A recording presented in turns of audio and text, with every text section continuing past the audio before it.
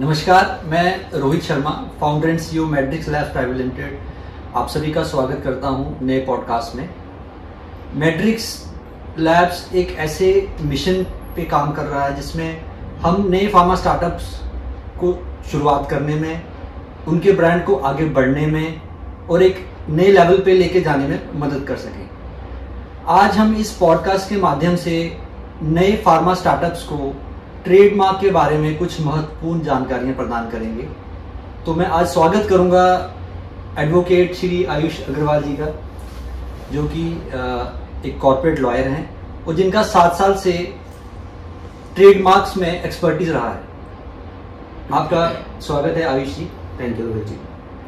Ayush ji, trademark क्या है और ये न्यू फार्मा स्टार्टअप्स के लिए क्यों इम्पोर्टेंट है? रोहित जी, पहले तो बहुत बहुत धन्यवाद आपका मुझे इस पॉडकास्ट में बुलाने के लिए। एंड ट्रेडमार्क क्या है, मैं आपको ये बताऊंगा कि कोई भी ऑर्गेनाइजेशन जो भी अपना सामान बेच रही है, सर्विसेज बेच रही है, चाहे मैट्रिक्स हो, चाहे एप्पल हो, चाहे कोई भी बड़े से बड़ा ब्रांड है जी, उसको जो प्रोटेक्ट करता है वो है ट्रेडमार्क लॉ जी। ये ग्लोबली सेम है और अब पिछले 5-7 सालों में, 10 सालों में मैं ये देख रहा हूँ कि हम इंडिया में भी अब ये राइज कर रहा है, क्योंकि अब लोगों को पता लग रहा है कि क्यों ब्रांड प्रोटेक्शन जरूरी है, क्यों ब्रांडिंग जरूरी है।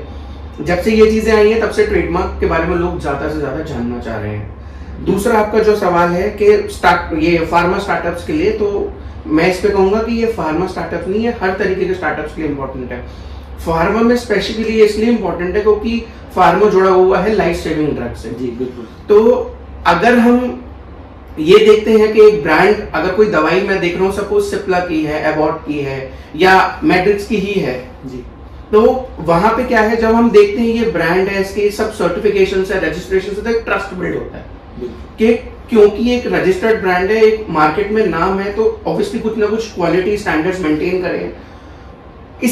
इसकी वजह से हम उसको इजीली परचेज करते हैं। और अगर कोई एक अनरजिस्टर्ड है, उसका कुछ नहीं पता, तो मैं इतनी जल्दी उसको नहीं ट्रस्ट कर सकता। तो that is why having a brand and getting it registered is important. Secondly, it is important कि होता ये है कि कोई भी हमारी इंडियन मार्केट ऐसी है कि अगर एक छोटा सा ब्रांड जरा चल जाए ना, तो लोग फटाफट उसकी कॉपी बना लेते हैं। सही बात है। Just to get some extra money कि इस ब्रांड का नाम चल गया, चलो लोकल मार्केट में इसको बेच लेते, किसी को क्या ही पता चल रहा है। बट उसमें हम ये नहीं कि हमें प्रॉफिट आ रहा है, उसमें हम किसी की जिंदगी के साथ खेल रहे हैं। इसलिए अगर मेरा ट्रेडमार्क रजिस्टर्ड है तो मैं ऐसे किसी व्यक्ति को रोक सकता हूँ, ये मेरे पास कानूनी अधिकार है इस बात का। Right sir. तो this is the importance of trademark for a startup. Great sir. तो सर, ट्रेडमार्क को अप्लाई करने का क्या प्रोसेस रहता है? सर, ट्रेडमार्क को अप्लाई करने का प्रोसेस बहुत इजी है, अगर मैं कहूँ तो कोई भी कर सकता है। बट क्यों एक एडवोकेट की जरूरत है, मैं वो भी जरूर बताऊंगा। बिल्कुल बिल्कुल। ट्रेडमार्क का प्रोसेस मेजरली जो डिफाइन हुआ है वो है 3 स्टेप्स का। सबसे पहले हम आपकी ट्रेडमार्क एप्लीकेशन फाइल करते हैं। उसके बाद डिपार्टमेंट उसकी क्वेरी उसमें चेक करता है वो किसी से सिमिलर है या नहीं है।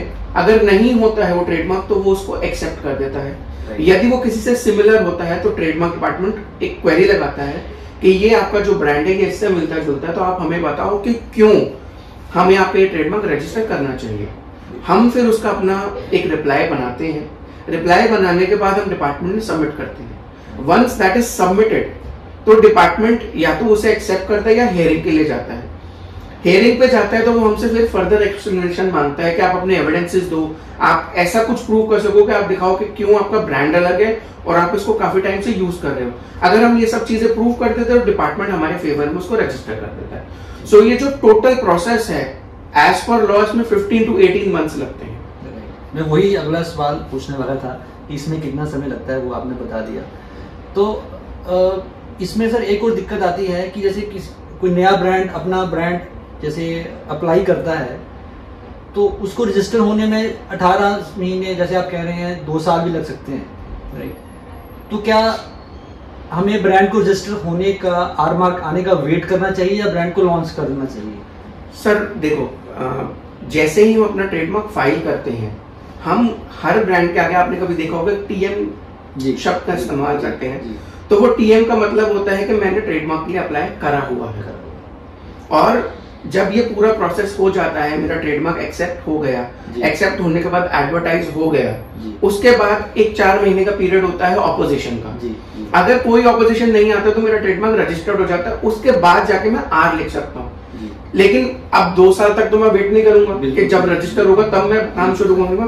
तो जिस दिन मैं अपना ब्रांड रजिस्टर मतलब एक अप्लाई कर दूं जी, हम उसको ट्रेडमार्क मतलब हम अपना बिजनेस स्टार्ट कर सकते हैं। ऑल्दो ये कोई मैंडेट नहीं है कि मैं ट्रेडमार्क अप्लाई कर दूं तभी मैं अपना बिजनेस स्टार्ट कर सकता हूं, मैं पहले भी कर सकता हूं। बस रिस्क सिर्फ इतना है कि अगर किसी ने उस बीच में कॉपी कर लिया तो मैं उसे रोक नहीं सकता। तो हम आर मार्क होने के बाद ही किसी को रोक सकते हैं? हाँ, जब तक हमारा ट्रेडमार्क रजिस्टर्ड नहीं हो जाता, यस, हम तब तक किसी को नॉर्मली लीगल नोटिस भेज सकते हैं, क्योंकि अभी हमारा लॉ इतना स्ट्रांग नहीं है कि किसी को ऐसे लीगल राइट्स दिए कि अनरजिस्टर्ड ट्रेडमार्क को में हम किसी को रोक पाए। वंस इट इज रजिस्टर्ड, आपको full protection under the law. Sir, एक और मैंने दिक्कत देखी है कि जैसे नए फार्मा स्टार्टअप ने ब्रांड को अप्लाई किया तो किसी बड़े ब्रांड ने उसको ऑपोजिशन डाल दिया। तो यूजली देखो, मैं भी 10-12 साल से जैसे ट्रेडमार्क करवा रहा हूँ, और यूजली एडवोकेट्स कहते हैं कि आप इसको होल्ड कर सकते हो तो होल्ड कर लीजिए। तो इसमें आपकी क्या सर राय है? सर, होल्ड से मैं थोड़ा जानना चाहूँगा। होल्ड मतलब कि हटा लें, इस ब्रांड को छोड़ दें, विड्रॉ कर लें। सर, मैं इस पे 2 चीजें कहूंगा।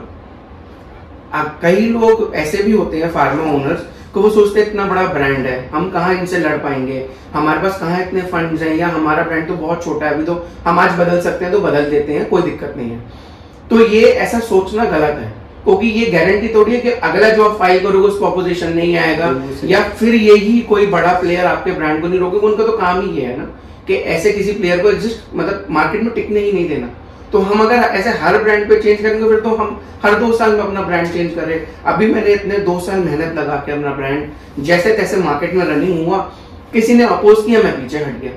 अगर आपके ब्रांड में आपको लगता है दम है, अगर आपको पता है कि मेरा ब्रांड इनसे डिफरेंट है, तो मैं क्यों ना वो फाइट कंटेस्ट करूं। सुप्रीम कोर्ट कहता है, हाई कोर्ट सुप्रीम कोर्ट की इतनी सारी जजमेंट्स हैं जो आपके फेवर में है। जरूरी ये है कि आपका ब्रांड डिफरेंट होना चाहिए, उनका उनसे कोई लेना देना नहीं है। आप लीगली काम कर रहे हो, क्यों कर रहे हो? बिल्कुल सही। चाहे 2 साल लगे, 4 साल लगे, वो आपके फेवर में ही होगा। और सर, इसमें अभी गवर्नमेंट फीस क्या रहती है? जैसे ओपोजिशन हो गया, किसी का ओपोजिशन आ गया, या ट्रेडमार्क को अप्लाई करने की क्या गवर्नमेंट फी रहती है? सर, ट्रेडमार्क अप्लाई करने के केस में 2 सिनेरियोज होते हैं जिसमें अलग अलग गवर्नमेंट फीस है। अगर तो मैं एक इंडिविजुअल हूँ, सोल प्रोप्राइटर हूँ, स्टार्टअप हूँ, या अंडर उद्यम जो पहले एमएसएमई था उसमें रजिस्टर्ड हूँ, तो गवर्नमेंट ने एक रिबेट दी हुई है जो है 4500 रुपीज की फीस लगती है।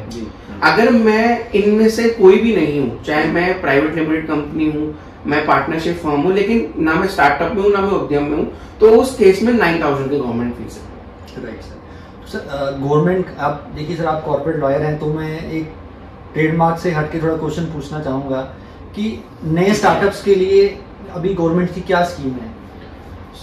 रोहित जी, नए स्टार्टअप्स के लिए गवर्नमेंट के पास मल्टीपल स्कीम्स हैं, जिसमें से सबसे ज्यादा फेमस है, एक है स्टार्टअप्स इंडिया रजिस्ट्रेशन, एक है एमएसएमई या उद्यम रजिस्ट्रेशन।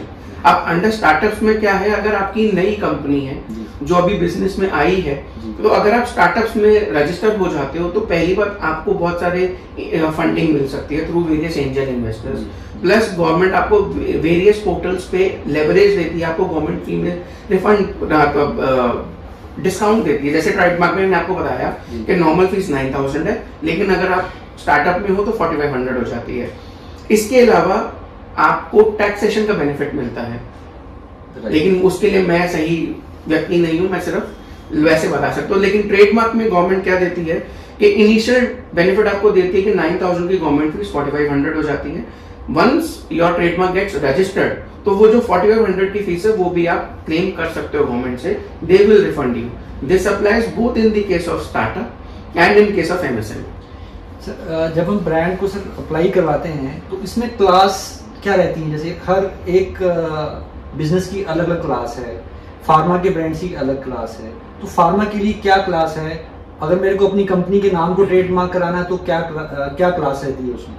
सर, वैसे ट्रेडमार्क में टोटल 1 से लेकर 45 तक क्लासेस होती हैं, जैसे 1 से लेकर 34 तक होते हैं हमारे गुड्स, और 35 से 45 होते हैं सर्विसेज।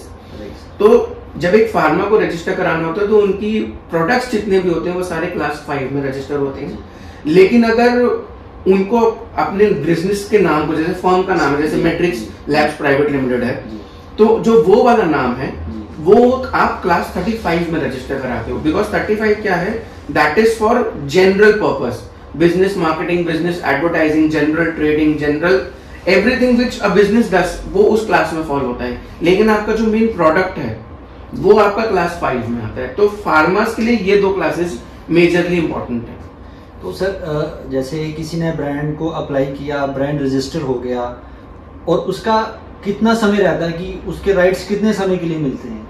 सर वो राइट्स अनलिमिटेड होते हैं, बट वो हर 10 साल में रिन्यू कराना पड़ता है। अगर आप 10 साल में रिन्यू नहीं कराते हो तो फिर आपका राइट डिमिनिश हो जाता है, फिर बाद में जाके कोई उसे और रजिस्टर करा सकता है, और फिर वो दोबारा उस नाम को यूज कर सकता है। हाँ, और अगर आपने नहीं कराया या किसी वजह से आप रह गए उसे कराने से, तो वो कल को आपको भी इंफ्रिंजमेंट का नोटिस भेज सकता है। बिकॉज आपका राइट खत्म हो गया जब रिन्यूअल का टाइम था, किसी भी वजह से आप रिन्यू नहीं करवा पाए। Right sir. आयुष जी, आपका बहुत बहुत धन्यवाद। आपने ट्रेडमार्क्स को लेके नए फार्मा स्टार्टअप्स के लिए बहुत अच्छी जानकारी हमें प्रदान करी। हम अपने इस इनिशिएटिव को आगे बढ़ाते रहेंगे, नए नए पॉडकास्ट लेके आते रहेंगे, और हमारे चैनल को लाइक, सब्सक्राइब करना ना भूलें।